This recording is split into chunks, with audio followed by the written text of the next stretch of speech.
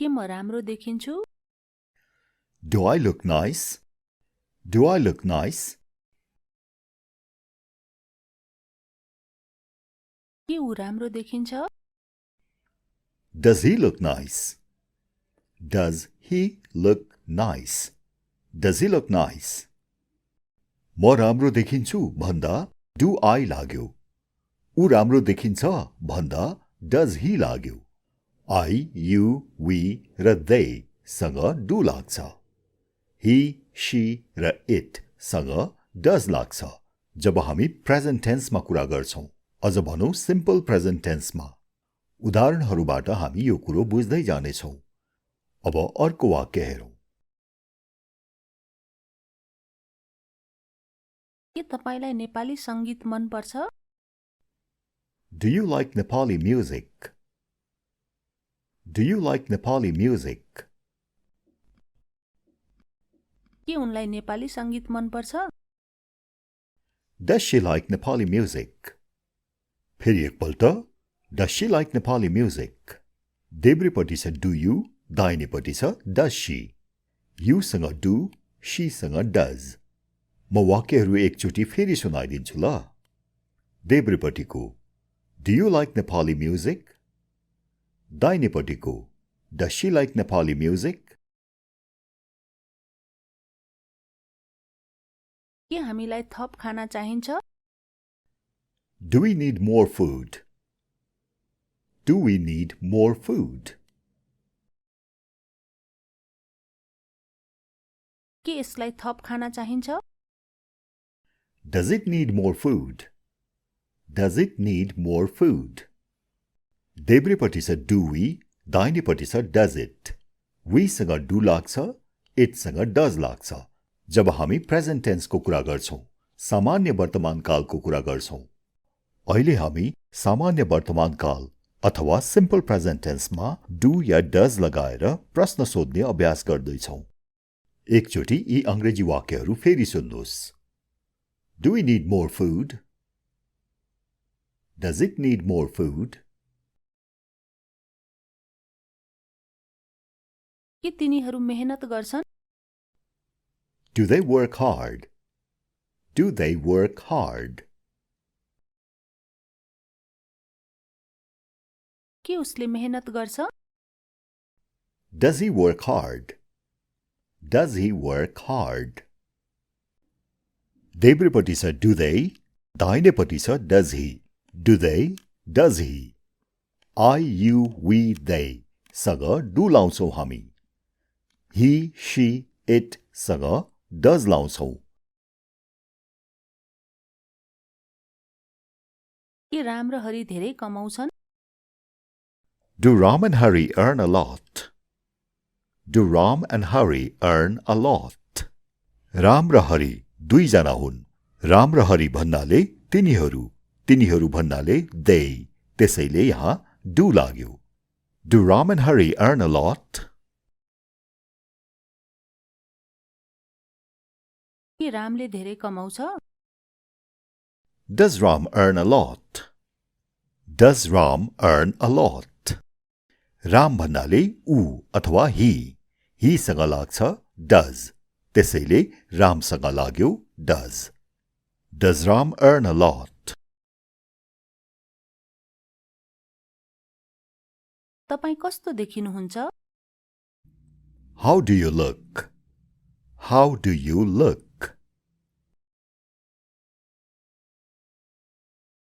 ऊ कस्तो देखिन्छ? How does he look? How does he look? तपाई कहाँ बस्नुहुन्छ? Where do you live? Where do you live? उनी कहाँ बस्छिन्?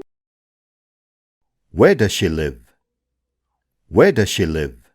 देब्रेपट्टि छ where do you, दाहिनेपट्टि छ where does she. देब्रेपट्टि do you, दाहिनेपट्टि does she. You सँग do, she सँग does. हामी किन यति धेरै खान्छौं? Why do we eat so much?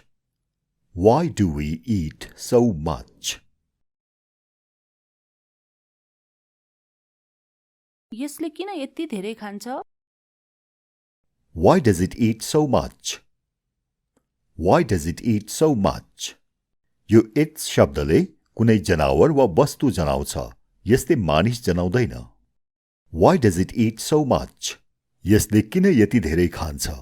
यहाँ कुनै जनावरको बारेमा कुरो भइरहेको छ। तिनीहरूले हामीलाई कसरी चिन्छन्? How do they know us? How do they know us? How do they know us? उहाँले हामीलाई कसरी चिन्नुहुन्छ? How does he know us? How does he know us? How does he know us? कुकुरहरू किन भुक्छन्? Why do dogs bark? Why do dogs bark? Dogs भन्नाले कुकुरहरू, अर्थात् तिनीहरू। तिनीहरू भन्नाले they, त्यसैले यहाँ लाग्यो do। अब यो दाहिनेपट्टि हेर्नुहोस्। कुकुर किन भुक्छ? Why does a dog bark? Why does a dog bark? Why does a dog bark? एउटा कुकुरको बारेमा सोध्दा does a dog, तर यो देब्रेपट्टि धेरैवटा कुकुरको बारेमा छ, त्यसैले do dogs। के म तिमीलाई चिन्छु? Do I know you? Do I know you? Do I know you? के उसले तिमीलाई चिन्छ? Does he know you? Does he know you? अब यी दुई प्रश्नको उत्तर हेरौं। म तिमीलाई चिन्दिन। I don't know you. I don't know you. I don't know you. उसले तपाईलाई चिन्दैन। He doesn't know you. He doesn't know you. He doesn't know you. देब्रेपट्टि छ I don't know, दाहिनेपट्टि छ he doesn't know। do को negative हो don't र does को negative हो doesn't। के तपाईले बुझ्नुहुन्छ अथवा के तपाईले बुझ्नुभयो? Do you understand? Do you understand? के उनले बुझ्छिन्? Does she understand? Does she understand? Does she understand? तपाईले बुझ्नुहुन्न। You don't understand. You don't understand. You don't understand? उनले बुझ्दिनन्। She doesn't understand. She doesn't understand. She doesn't understand. देब्रेपट्टि you सँग don't. You don't. दाहिनेपट्टि she सँग doesn't. She doesn't. do को negative don't हो र does को negative doesn't हो। यी दुई वाक्य फेरि एकचोटि सुनौ। You don't understand. She doesn't understand. के तिनीहरूले हल्ला गर्छन्? Do they make noise? Do they make noise? Do they make noise? के यसले हल्ला गर्छ? Does it make noise? Does it make noise? Does it make noise? अब यी दुई प्रश्नका उत्तर हेरौं। तिनीहरू हल्ला गर्दैनन्। They don't make noise. They don't make noise. They don't make noise. यसले हल्ला गर्दैन। It doesn't make noise. It doesn't make noise. It doesn't make noise. र तपाईले यो कुरो त बुझिहाल्नुभयो। Make noise भनेको हल्ला गर्नु। They don't make noise. It doesn't make noise. के मीना र बीना यहाँ बस्छन्? Do Meena and Beena live here? Do Meena and Beena live here? Do Meena and Beena live here? Meena र Beena दुई जना हुन्, अर्थात् तिनीहरू। तिनीहरू भन्नाले they, त्यसैले यहाँ लाग्यो do। they सँग do लाग्छ, त्यसैले Meena र Beena सँग do लाग्यो। Do Meena and Beena live here? के मीना यहाँ बस्छिन्? Does Meena live here? Does Meena live here? Does Meena live here? Meena भन्नाले उनी, अर्थात् she। she सँग does लाग्छ, त्यसैले Meena सँग does लाग्यो। Does Meena live here? अब Meena र Beenaहरू यहाँ बस्छन् कि बस्दैनन् त? हेरौँ उत्तर।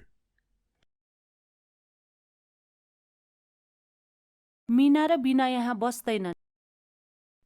Meena and Beena don't live here. Meena and Beena don't live here. Meena and Beena don't live here. Meena and Beena सँग don't लाग्यो। Meena and Beena भनेको they. They don't. Meena and Beena don't. Meena यहाँ बस्दिनन्। Meena doesn't live here. Meena doesn't live here. Meena doesn't live here. Meena भनेको she. she सँग लाग्छ does अथवा doesn't. त्यसैले Meena doesn't. यो do र does को सम्पूर्ण नियम मैले अर्कै भिडियोमा सिकाएको छु है। त्यो भिडियो हाम्रो इंग्लिश गुरु च्यानलमा छ। तपाईले यदि त्यो भिडियो हेर्नु भएको छैन भने अवश्य हेर्नुहोला। अंग्रेजी सिक्नलाई सधैँ हेर्नुस् हाम्रो इंग्लिश गुरु र हाम्रो अनलाइन क्लास युट्युब च्यानलहरू। तपाईको दिन राम्रो बितोस्। Have a good day.